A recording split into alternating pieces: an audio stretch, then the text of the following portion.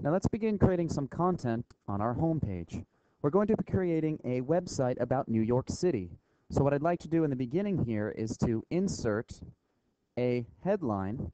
I'm going to left click the headline and drag out a box. I'm doing this by left clicking and dragging out a box. I'm given the ability to type text inside, so I'm going to create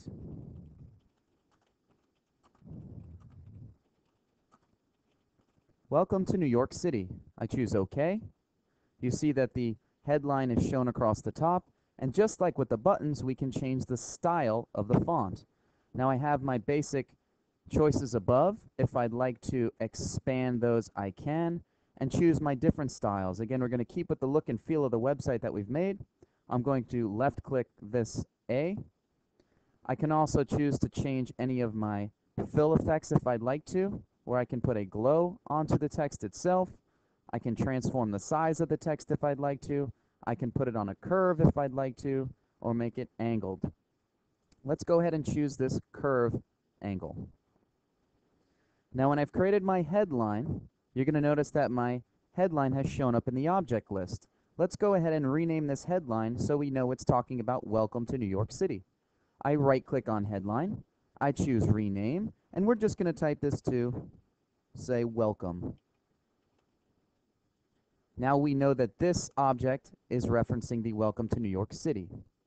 Now once we've created a headline text, let's go ahead and put a picture on the page. I'm going to go up to Insert on my menu, left-click Insert, and you see I have an icon for inserting a picture onto my page. I left-click the picture icon. I will drag out a box on my screen, and I'm going to navigate on my computer to where I have this picture. In this case, I'm going to choose a picture of New York City. I'm going to choose Open, and I choose OK from the Picture Adjust Size dialog box. You notice that my image is now listed on my screen. In my object list, you see NYC, and again, I can affect the style of that picture. Let's say I wanted to create a border around it. I wanted to make it look a little more artistic, maybe put a fade around the side, or I can do the drop-down list and really expand my options. We've got a lot of preset templates that you can choose from, or effects that you can choose from. We also have the ability to affect the glow of the picture if we'd like to have that, create some soft edges around the image if we chose to. Let's go ahead and choose this soft edges.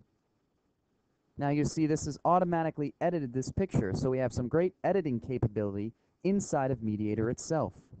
This concludes this workshop of adding some elements onto our home page. We added a headline text, we added an image onto the home page, and stay tuned for our next workshop where we're going to create the video page, and we're going to add some video content onto the page itself.